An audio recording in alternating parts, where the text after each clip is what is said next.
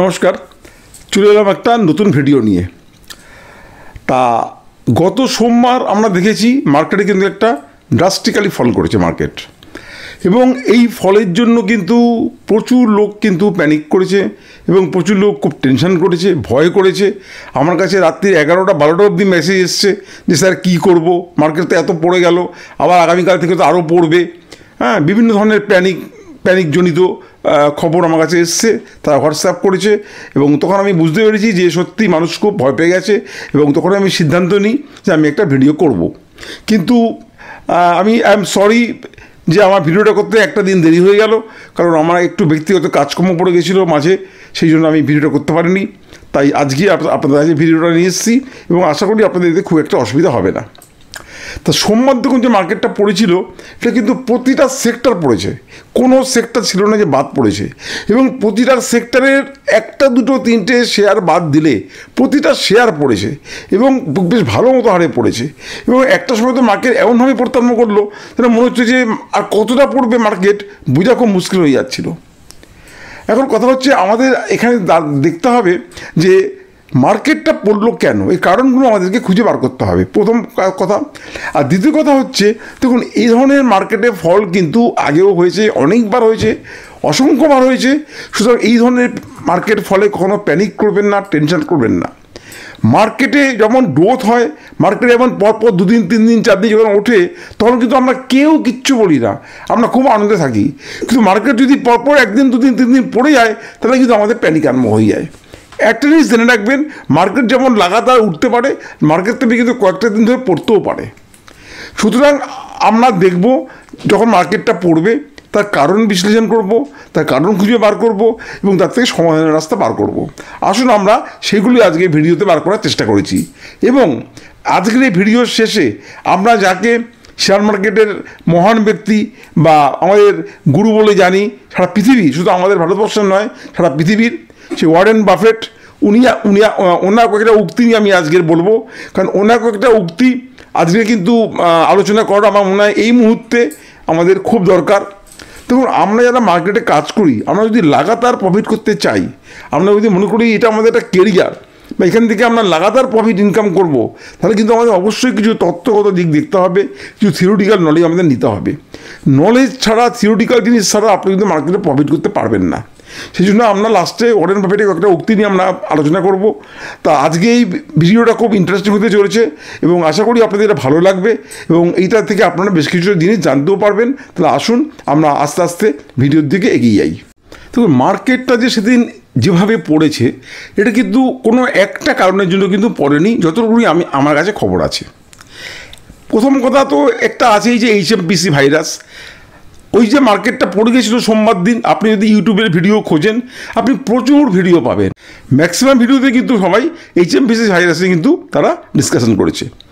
কিন্তু দেখুন এই যে ভাইরাসটা, এই ভাইরাসটা কিন্তু আজকে নতুন নয়, করোনার মতো কোনো নতুন ভাইরাস নয়, এটা 2005 সাল থেকে আছে, এবং এইটা হচ্ছে একটা নিউমোনিয়ারই একটা রূপ, মানে নিউমোনিয়ার ধরনের একটা ভাইরাস, এবং এইটা কোনো প্যান্ডেমিক হওয়ার মতো কোনো রকম সম্ভাবনা নেই। এই কথাগুলো আমি কেন বলছি না, ওই দিন আমি যেদিন মার্কেট পড়ে গেছিলো, আমি সোমবার দিন রাত্রিবেলা আমি অন্ততপক্ষে 7 থেকে 8 জন বড় বড় ডাক্তারের ইন্টারভিউ এবং কিছু মেডিকেল বুলেটিন আমি পড়েছি, এবং সেখান থেকে আমি যেটুকু জানতে পেরেছি যে এই ভাইরাসটা 2005 সাল থেকেই আছে, এবং এখান থেকে প্যান্ডেমিকের কোনো আশঙ্কা নেই। তবে হ্যাঁ, 2 জন না 3 জন শিশু আমাদের দেশে দেখা গেছে এই ধরনের ভাইরাস, এবং তাদের মধ্যে একজন বাড়িতেও চলে গেছে, আর যারা আছে 1জন না 2 জন আছেন তারা কিন্তু মোটামুটি মানে রিকভারির পথে। সুতরাং এটা নিয়ে আমাদের ভয়ের কোনো কারণ নেই।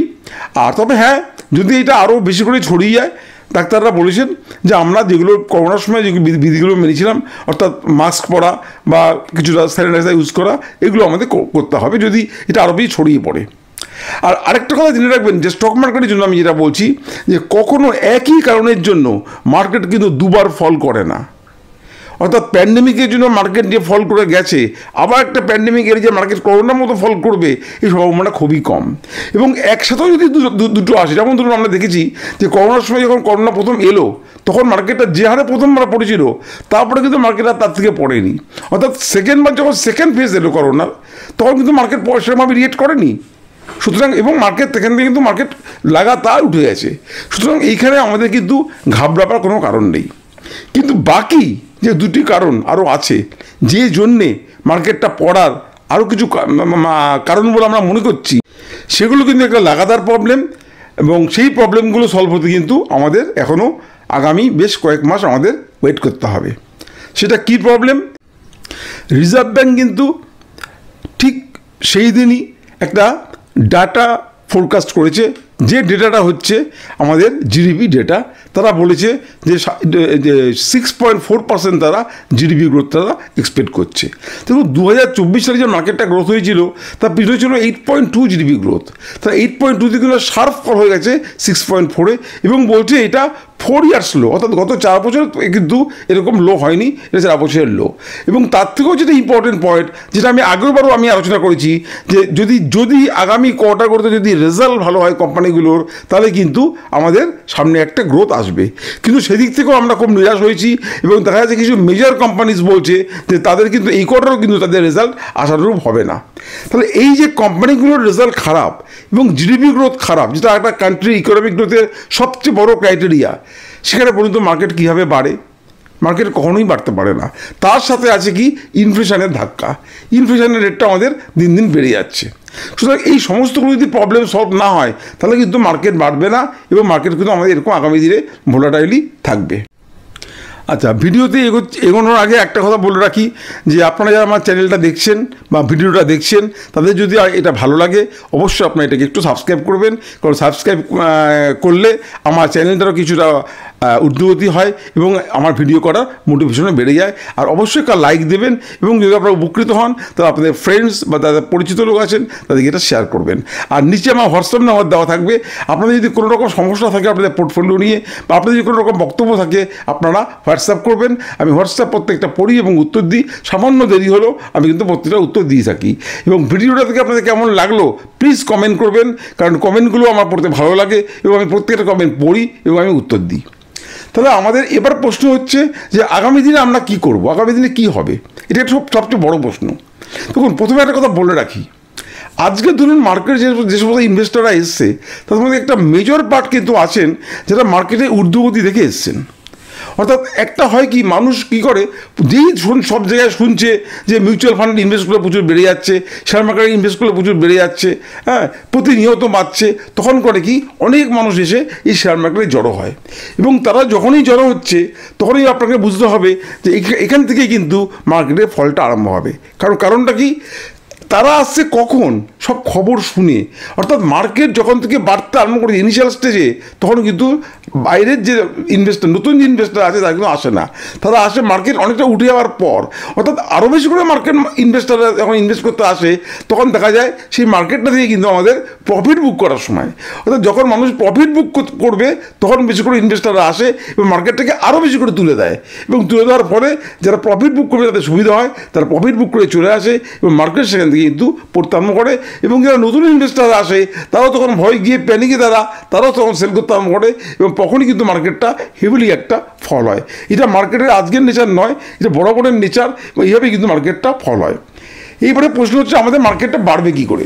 তখন আমাদের মার্কেটটা বাড়বে, এই যে আমাদের তিনটে আমি কারণ বললাম, অর্থাৎ কোম্পানির রেজাল্ট ভালো, জিডিপি গ্রোথ বেটার, এবং ইনফ্লেশন রেটটা কম। এবং ইনফ্লেশন রেটটা কম হলে তবেই কিন্তু আমাদের আরবিআই কিন্তু আমাদের রেট কাট করবে। এই চারটে কারণ কিন্তু অবশ্যই হতে হবে। এবং মনে রাখবেন, এই চারটে কারণ কিন্তু আমাদের রাতারাতি হবে না, সময় লাগবে।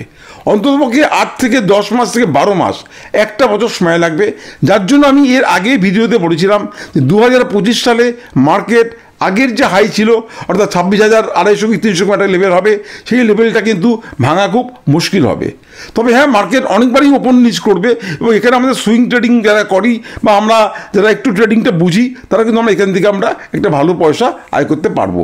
এবং যে সমস্ত কোম্পানি ভালো রেজাল্ট করবে, সেই কোম্পানিগুলো কিন্তু অবশ্যই আপনার গ্রোথ হবে। সেই দিকে আমাদের লক্ষ্য রাখতে হবে যে প্রত্যেকটা কোম্পানির রেজাল্টের দিন যে সেই কোম্পানিগুলোর রেজাল্টটা কী হচ্ছে। তাহলে আমাদের আর কি করতে হবে না, যদি আমাদের জিডিপি গ্রোথটা সামনে ভালো হয়, এই যে সারাটা বছর যাচ্ছে, আমার যেটা ধারণা যে আগামী 2 কোয়ার্টার কিন্তু জিডিপি গ্রোথটা আসা মুশকিল আছে। অর্থাৎ জুলাই আগস্টের পর থেকে মার্কেটে কিছুটা চেঞ্জ আসতে পারে, অর্থাৎ মার্কেটে কিছুটা ঊর্ধ্বগতি আমরা আশা করতে পারি। তাহলে জিডিপি গ্রোথটা বেটার হবে এবং তার সাথে ইনফ্লেশন রেটটাও কিন্তু আমাদের কমাতে হবে, অর্থাৎ ইনফ্লেশন রেটটাকে আমাদের অন্তপক্ষে 5.5-6 এরকম নামিয়ে আনতে হবে। এবং তাহলে হবে কি 5-5.5 নামিয়ে আনতে হবে, সরি। এবং তাহলে হবে কি, এবং তারপরে যদি আমাদের ইনফ্লেশন রেটটা যখনই কমে যাবে তখন কিন্তু আরবিআইকে অটোমেটিক্যালি তাদেরকে রেট কাট করতে হবে, যেটা আমরা দেখেছি আমেরিকাতে পাওয়েল সাহেব করেছেন। তাদের ইনফ্লেশন রেট তারা 2 পয়েন্ট সামথিংয়ে নিয়েছিলেন এবং তখন কিন্তু তারা রেট কাটটা শুরু করে। কিন্তু আমাদের রেট কাট হওয়া কিন্তু দরকার ছিল এবং রেট কাট মার্কেটের পক্ষে খুবই উপকারী হতো, কিন্তু কিছু করার নেই, আমাদের ইনফ্লেশন বেড়ে গেছে। এই সময় কখনোই রেট কাট করা যায় না, এটা ইকোনমিক্সের একটা বেসিক থিওরি। সুতরাং এখন রেট কাটও হবে না এবং আমাদের মার্কেট কিন্তু এরকম ভোলাটাইল থাকবে। তো আমাদের এই ভোলাটিলিটির মধ্যে কিন্তু আমাদেরকে কী করতে হবে না, ট্রেড করতে হবে। আমরা কখনোই 2025 সালে বিরাট কিছু এক্সপেকটেশন নিয়ে আমরা মার্কেটে আসবো না। তাহলে কি আমরা মার্কেটে ইনভেস্ট করবো না? অবশ্যই করব। আমাদেরকে কিন্তু মার্কেটে ইনভেস্টেড থাকতে হবে, কারণ আমরা জানি না যে মার্কেট কবে থেকে বাড়বে বা কবে কি হবে। এটা পুরোটাই কিন্তু আমাদের একটা প্রবাবিলিটি, এবং মার্কেট যদিও প্রবাবিলিটির উপরেই চলে, তবুও কি আমাদের এখন কাজ হবে কি না, ভালো ভালো কোম্পানি যেগুলো ফান্ডামেন্টালি স্ট্রং কোম্পানি, যাদের মোটামুটি একটা টেকনিক্যাল চার্ট সাপোর্ট করছে, একটা সাপোর্টও দাঁড়িয়ে আছে, বা যাদের ফাইন্যান্সিয়াল রেজাল্ট মোটামুটি একটা সবসময় একটা মানে রেঞ্জের মধ্যে আছে, অর্থাৎ খুব একটা আপ ডাউন নেই, সেই ধরনের কোম্পানিতে আমাদের খুঁজে বের করতে হবে এবং সেখানে আমাদের অল্প অল্প করে আমাদের ইনভেস্ট করতে হবে। কারণ আপনি যদি ফান্ডামেন্টালি স্ট্রং ভালো কোম্পানিতে ইনভেস্ট করেন, আপনার ভয়ের কোনো কারণ নেই, এটা আমি আপনাদেরকে তো গ্যারান্টি দিয়ে বলছি। ফান্ডামেন্টালি স্ট্রং শেয়ার কখনো, যেমন যাদের টেকনিক্যাল চার্ট ভালো, যাদের ফাইন্যান্সিয়াল রেজাল্ট ভালো আছে, তাদেরকে দাবিয়ে রাখা কিন্তু সম্ভব নয়। তারা হ্যাঁ ফর দ্য টাইমিং তারা না উঠতে পারে, কিন্তু তাদের কিন্তু দাবিয়ে রাখা সম্ভব নয়। তারা ঠিক আপনাকে র্যালি দেবে এবং ঠিক যেখানে টার্গেট প্রাইস সেখানে তারা কিন্তু হিট করবে। এবার একটা খুব ইম্পর্টেন্ট কথায় আসছি, সেটা হচ্ছে আমাদের নেক্সট মাসে কিন্তু আমাদের বাজেটের মাস, মনে রাখবেন। ফলে বাজেটের উপর কিন্তু একটা অনেক কিছু নির্ভর করছে। দেখবেন এই জানুয়ারি মাসের মাঝামাঝির পর থেকে মার্কেটের ভোলাটিলিটি কিন্তু অনেক বেড়ে যাবে এবং বাজেটের জন্য কিন্তু মার্কেট এখন এরকম ওপর নিচ করবে। এবং বাজেট কি হয়, বাজেট যদি ভালো হয়, অর্থাৎ বাজেটে যদি গভর্নমেন্ট যে ধরনের স্টেপ নেবে, তাতে যদি জিডিপি গ্রোথ যদি দেখা যাচ্ছে বাড়ার জন্য গভর্নমেন্ট যদি কিছু স্টেপ নেয়, বা ইনফ্লেশন কমার জন্য যদি গভর্নমেন্ট কোনো স্টেপ নেয়, বা যদি রেট কাটের জন্য মতো যদি কোনো কথা অন্যান্য বলতে পারেন, বা অবশ্যই আপনার ট্যাক্সের ব্যাপারে যদি কোনো সুরাহা হয়, এতগুলো কারণ যদি একসাথে হয় এবং বাজেটটা যদি ফেভারেবল মনে হয়, তবে কিন্তু মার্কেটটা সেখান থেকে একটা র্যালি দেওয়ার সম্ভাবনা আছে। তবে আমার মনে হয় না যে যেহেতু এটা ইলেকশনের পরে প্রথম বছরের বাজেট, এখানে দারুণ কিছু একটা বাজেট হবে বলে আমার মনে হয় না। তবে আমরা ওয়েট করব, দেখা যাক বাজেট কি হয়। তাহলে মোটামুটি আমরা ভিডিওর শেষ প্রান্তে চলে এসেছি। এই ভিডিওটা করার আমার উদ্দেশ্যই হচ্ছে আপনাদের একটু বুঝিয়ে বলা যে এবছরটা আমাদের কেমন চলবে এবং এবছর আমাদের কী ধরনের ট্রেড করতে হবে। আমাদের প্যানিক করলে চলবে না। একটা কথা বলে রাখি, নিফটি কিন্তু এখান থেকে আরও ফল করতে পারে, তার এভরি পসিবিলিটি আছে। এবং নিফটি আগের যে লো করেছিল সেই লো নিফটি ভাঙার কিন্তু এভরি পসিবিলিটি আছে। তবে এটা কি কালকেই করবে? না, এটা কিন্তু কি 15 দিন পরে করবে? নাও করতে পারে। কিন্তু আগামী যে 5-6 মাস বললাম, এই আগামী 5-6 মাসের মধ্যে নিফটি কিন্তু এখান থেকে আরও ফল করতে পারে। তাহলে আমাদের কী কাজ হবে? আমাদের বুদ্ধিমানের কাজ হবে আমাদের কিছু ক্যাশ আমাদেরকে রেখে দেওয়া, কিছু ক্যাশ জোগাড় করা, যাতে আমরা সেই টাকাটাকে ইনভেস্ট করতে পারি। তবে কখনোই কিন্তু বড়োড মানিতে কখনো আপনারা প্লিজ বড়োড মানিতে আপনারা কিন্তু ইনভেস্ট করবেন না। আপনি যে টাকাটা আপনি মিউচুয়াল ফান্ডেই বলুন বা শেয়ার মার্কেটে বলুন ইনভেস্ট করবেন, সেই টাকাটা যেন অ্যাটলিস্ট 3 বছর আপনাকে তুলতে না হয়। অর্থাৎ 3 বছর আপনি টাকাটাকে ইনভেস্ট করে রাখতে পারবেন, এরকম চিন্তাভাবনা করেই কিন্তু আপনি ইকুইটি মার্কেটে আসবেন। আপনি যদি মনে করেন যে কোনো জায়গা থেকে ধার করে নিয়ে এলাম, কারো কাছ থেকে চেয়ে নিয়ে এলাম, তাকে বলে নিয়ে এলাম যে তোমাকে আমি 15 দিন পর কি 1 মাস পর কি 2 মাস পর টাকাটা দিয়ে দেবো, না, এইটা হয় না। অন্তপক্ষে আপনাকে 3 বছর রাখতে হবে। তবে হ্যাঁ, 3 বছরের আগেও আপনাকে অনেক শেয়ার আছে যেগুলো হয়তো আপনাকে টার্গেট প্রাইস দিয়ে দেবে, হ্যাঁ, কিন্তু আপনাকে মাথায় রাখতে হবে যে 3 বছর আমি টাকাটাকে আমাকে এখানে ইনভেস্টেড থাকতে হবে। সুতরাং মোটামুটি আশা করি আপনাদের ব্যাপারটা বুঝাতে পেরেছি। এবার আমি আসবো আজকের ভিডিও, যেটা খুব ইম্পর্টেন্ট এবং খুব গুরুত্বপূর্ণ জায়গা, সেটা হচ্ছে আমরা আমাদের মহান ব্যক্তি, যারা একজন মহান ইনভেস্টার সারা পৃথিবীর, স্যার ওয়ারেন বাফেটের কয়েকটা রুল নিয়ে, কয়েকটা কথা নিয়ে আমি একটু আলোচনা করব। আমার খুব পছন্দের এই রুলগুলো। তো উনি প্রচুর রুল বলে গেছেন, সেই ওনার সমস্ত রুল নিয়ে আলোচনা করতে গেলে একটা ভিডিওতে তো হবেই না, বেশ কয়েকটা ভিডিও লাগবে। তো আমি কয়েকটা রুল আপনার সামনে বলছি, যে রুলগুলো আমার মোটামুটি খুব পছন্দের এবং আমি এগুলোকে ফলো করি সেগুলো আপনাদেরকে আলোচনা করছি। ওরা দেখুন প্রথম যে ওনার রুল, সেই রুল নাম্বার 1 হচ্ছে নেভার লস মানি। আর রুল নাম্বার 2তে উনি বলেছেন যে never forget the rule number 1। উনি খুব উইটি ছিলেন, খুব মজার লোক। অর্থাৎ নেভার লস মানি কখনো লস করবে না। আর 2 নম্বর পয়েন্ট হচ্ছে never forget the first rule, অর্থাৎ ওই একই কথা যে নেভার লস মানি। হ্যাঁ, আমাদের অর্থাৎ আমি প্রত্যেকবার সবসময় বলি যে আমরা যে মার্কেটে এসেছি, আমরা অনেকেই কিন্তু আমি দেখেছি যে একটা স্টপ লস দেয়। আমি যে স্টপ লসের গল্প আপনাদের শুনেছিলাম আগে, অনেকে আমাকে বিরোধিতা করেছেন, অনেকে বলেছেন না স্টপ লস খুব দরকার, স্টপ লস না হলে সুইং ট্রেডিং হয় না, স্টপ লস অল্প দিনের জন্য স্টপ লস দরকার। কিন্তু আমি বলবো না, আমি স্টপ লস দেবো না। আমি সবসময় লং টার্ম ইনভেস্টর হব। এবং আমি যদি সুইং ট্রেডিংও করি, আমি 15 দিন 7 দিনের সুইং ট্রেডিং নয়, সুইং ট্রেডিংটা হবে আমার যে টার্গেটটুকুনি থাকবে, সেই টার্গেটটুকুনির জন্য তাতে আমাকে 15 দিন হতে পারে, 1 মাস হতে পারে, 2 মাস হতে পারে, আমাকে ওয়েট করতে হতে পারে। সুতরাং আমি লস করার জন্য মার্কেটে আসিনি। সুতরাং আমি কোনো স্টপ লস দিয়ে আমি কোনো কাজ করব না, অর্থাৎ কোনো লস আমি মার্কেটে করতে চাই না। 2 নম্বর পয়েন্ট কী বলছেন উনি, না never invest in a business you can't understand. যেটা আমি সবসময় বলি যে না জেনে কখনো ইনভেস্ট করবেন না, সেটা মিউচুয়াল ফান্ডই হোক বা শেয়ার মার্কেটই হোক। আপনি যে জিনিসটা জানেন না, যে শেয়ার সম্বন্ধে আপনি ওয়াকিবল নন, যে শেয়ার সম্বন্ধে আপনার কোনো পড়াশোনা নেই, আপনি জানবেন, আপনি করবেন না। হ্যাঁ, আমরা এখানে আপনার আলোচনা করছি, আপনার আলোচনাগুলো শুনুন। আপনারা আবার নিজেরা বাড়িতে বসে আপনার ল্যাপটপে হোক বা আপনার পিসিতে হোক বা আপনার মোবাইলে হোক, আপনারা সেটাকে দেখুন। অর্থাৎ না জেনে দেখুন, আপনার কষ্টার্জিত পয়সা আপনাকে ইনভেস্ট করছেন কেন? আপনি তো ব্যাংকে রাখতে পারতেন, আপনি ব্যাংকে রাখছেন না, এখানে রাখছেন কেন বলুন তো? To earn some more profit. তা সেই প্রফিট করতে গিয়ে যদি আপনার লস হয়ে যায়, এটা কত বড় একটা আপনার বলুন তো, আপনার একটা হ্যাম্পার হচ্ছে। সুতরাং আপনি না জেনে এখানে ইনভেস্ট করবেন কেন? কখনোই না জেনে ইনভেস্ট করবেন না। উনি যে 3 নম্বর পয়েন্ট উনি বলছেন, risk comes from not knowing what you are doing. এই যে আমরা বলি যে শেয়ার মার্কেটে খুব রিস্ক আছে, মিউচুয়াল ফান্ডে খুব রিস্ক আছে, ইকুইটিতে ইনভেস্ট করবেন না, খুব রিস্ক আছে, ব্যাংকেই টাকা রাখুন। এই যে বলি, এই রিস্ক কথা কেন আসে বলুন তো? রিস্ক কথা সেখানেই আসে যেখানে আমরা না জেনে ইনভেস্ট করি, অর্থাৎ আমরা না বুঝে ইনভেস্ট করি। রিস্ক সেখান থেকেই আসে।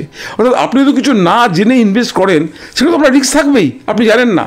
দেখুন, এটা হচ্ছে একটা ইনভেস্টমেন্ট, এটা একটা বিজনেস। একটা লোক যদি তার কাপড় জামার সম্বন্ধে কোনো তার নলেজ এবিসিডি জ্ঞান না থাকে, সে কি কাপড়ের দোকান করতে পারবে বলুন তো? যার ওষুধের দোকান সম্বন্ধে কোনো এবিসিডি জ্ঞান নেই, সে কি ওষুধের দোকান করা ঠিক হবে? একটা কাপড়ের দোকানদার কি ওষুধের দোকান করতে পারে? মানে ওষুধের দোকানদার কি কাপড়ের দোকান করতে পারে? উল্টো করে বললে, অর্থাৎ আপনি যে কোনো ইনভেস্ট করতে যাবেন, আমি বলে দিয়েছি যে শেয়ার মার্কেটটাকে এখানে বিজনেস হিসেবে নেবেন। It is your business. কারণ কি, আপনি এখানে আপনার টাকা ইনভেস্ট করছেন, টাকাটা আপনার বাড়ার জন্য। সুতরাং আপনি না জেনে কখনো এখানে টাকা ইনভেস্ট করবেন না। নেক্সট পয়েন্ট আসছে কি, nobody buys a farm house based on whether they think it's going to rain next year. অর্থাৎ উনি বলতে চাইছেন যে আমরা যখন একটা ফার্ম হাউস কিনি, যেমন চাষাবাদের জন্য কোনো ফার্ম হাউস কিনছে, কোনো চাষি যখন জমি কেনে, সে কি এইভাবে, আমি খুব সাধারণ কথায় আসছি, যখন কোনো চাষি কোনো খেতি কেনে বা কোনো জমি চাষ করার জন্য কেনে, সে এটা ভেবে কেনে যে সামনের বছর বৃষ্টি হবেই, আমি দারুণ ফসল পাবো।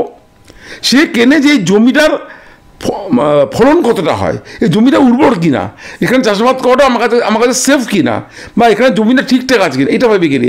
এটা ভেবে কেনে না যে সামনে বছরে বৃষ্টি হবে আর আমি প্রচুর পয়সা পাবো। ঠিক similarly applicable in the share market. আপনি এমন কোনো শেয়ারে আপনি ইনভেস্ট করবেন যেটা সত্যি সত্যি ভালো শেয়ার এবং ফান্ডামেন্টালি স্ট্রং শেয়ার। আপনি এইভাবে ইনভেস্ট করবেন না যে আমি আজকে ইনভেস্ট করবো আর 2 দিন পরেই শেয়ারটা বেড়ে যাবে। প্রত্যেকটা জিনিস কিন্তু link to the share market, link to equity market, যদি আপনি এটাকে কম্পেয়ার করে দেখেন। ওনার 5 নম্বর আর আমার ভালো লাগা পয়েন্ট হচ্ছে, the most important thing of N investor is temperament not intellect. আমরা ধরে নিই যে লোকটা শেয়ার মার্কেটে প্রচুর পয়সা ইনকাম করছে, সে হয়তো বিরাট শিক্ষিত লোক, বিরাট পণ্ডিত লোক। আপনি হয়তো জানেন না যে প্রচুর পণ্ডিত লোকরাই কিন্তু শেয়ার মার্কেটে লস করেছে। প্রচুর পণ্ডিত লোক আছেন, কোনো কোম্পানির বড় সিইও বা কোনো বড় ডাক্তার বা কোনো রিসার্চ স্কলার, বা কোনো সায়েন্টিস্ট, তারা কিন্তু শেয়ার মার্কেটে এসে প্রফিট করতে পারেনি, এরকম নিদর্শন প্রচুর আছে। অর্থাৎ আপনার যে টেম্পারামেন্ট, আপনার শেয়ার মার্কেটে আমি যেটা বলেছিলাম, আগেও বলেছিলাম ভিডিওতে, আপনার ইমোশনটাকে কন্ট্রোল করতে হবে, আপনার টেম্পারমেন্টটাকে কন্ট্রোল করতে হবে। এই আগের দিন মার্কেটটা পড়ে গেল, যদি আপনি লসে বিক্রি করে চলে আসেন, আপনি একটা ব্লান্ডার করেছেন, আপনি একটা মস্ত বড় ভুল করেছেন, কারণ মার্কেটটা পড়েছে টেম্পোরারিলি। সেই সময় কিন্তু ইমোশনটাকে কন্ট্রোল করা বা টেম্পারমেন্টকে কন্ট্রোল করা একটা খুব বড় জিনিস। এইটাকে আপনাকে কন্ট্রোল করা শিখতে হবে শেয়ার মার্কেটে এলে। আর সব থেকে যেটা ইম্পর্টেন্ট এবং খুব পছন্দের পয়েন্ট, সেটা আমরা অনেকেই জানি, তবু আমি একবার বলছি যে be fearful when others are greedy and be greedy when others are fearful. ঠিক যেটা আমি বললাম যে আমরা কখন মানে গ্রিডি হয়েছিলাম না, যখন প্রত্যেকটা মানুষ যখন শেয়ার মার্কেটে আসছে তখন আমরা গ্রিডি হয়েছিলাম। কিন্তু আপনি হবেন না, কারণ আপনি ওয়ারেন বাফেটের এই শিক্ষাটা আপনি নিয়েছেন যে be fearful when others are greedy. এই যে মানুষেরা বেশি করে মার্কেটে আসছে, এই যে সবাই এসে জড়ো হচ্ছে, তার মানে বুঝতে হবে এখান থেকে কিন্তু মার্কেটটা পড়বে, মার্কেটে কিন্তু কারেকশনের সময়। অর্থাৎ তখন আপনাকে কী টাইম হবে, then it is the time for booking your profit. আপনি প্রফিট বুক করে আপনি টাকা নিয়ে আসবেন, টাকা আপনি হাতে রেখে দেবেন, কারণ মার্কেটের cash is the king. Cash যার কাছে আছে সেই মার্কেটের রাজা, সেই ঠিক সময় টাকাটাকে ইনভেস্ট করে সেই ঠিক পয়সা কামাতে পারবে। আর be greedy when others are fearful. এই যে সবাই এখন এই মার্কেটে এখন পড়ে যাবে, হয়তো মার্কেটটা আমি বললাম নিফটি এখান থেকে আরও পড়তে পারে, তখন কিন্তু সবাই মার্কেট থেকে ভেঙে যাবে, সবাই পালাবে। যারা নতুন ইনভেস্টার এসেছিল, যারা ওই গ্রিডিনেস থেকে এসেছিল, সবাই মার্কেট থেকে চলে যাবে। তখন কিন্তু বুদ্ধিমান ইনভেস্টারের কাজ হবে মার্কেটে ইনভেস্ট করা। অর্থাৎ সবাই যখন মার্কেট ছেড়ে পালাবে আপনি তখন ইনভেস্ট করবেন, সবাই যখন মার্কেটে জড়ো হবে আপনি তখন প্রফিট বুক করবেন। এই কটা থিওরি বললাম, এগুলো মনে রাখবেন। আশা করি এগুলো আপনাদের কাজে লাগবে। এবং মনে রাখবেন, তথ্যমূলক ভিডিও হলে আমি জানি প্রচুর লোকে ভালো লাগে না, প্রচুর মানুষ দেখে না, কারণ সবাই চায় টিপস নিয়ে আপনি কখনোই পয়সা কামাতে পারবেন না। কারণ ইউটিউব খুললে আপনি প্রচুর টিপস পাবেন, প্রচুর শেয়ারের নাম জানতে পারবেন, তার দিকে আপনি পয়সা কামাতে পেরেছেন এতদিনে পারেননি। সুতরাং আপনারা থিওরিটিক্যালি আপনারা শিখুন। আর যদি আপনারা শিখতে না পারেন, যদি আপনাদের শেখার মতো সময় না থাকে, তাহলে আপনারা কোনো ফাইন্যান্সিয়াল অ্যাডভাইসার কাছে যান বা আপনারা কারো সাহায্য নিন, যার সাহায্যে আপনি এখানে ইনভেস্ট করতে পারবেন। তাহলে আজকে বেশি বাড়াবো না, আজকে আমি এখানেই ভিডিও শেষ করব। আপনারা সবাই ভালো থাকবেন, সুস্থ থাকবেন। নমস্কার, জয় হিন্দ, জয় ভারত।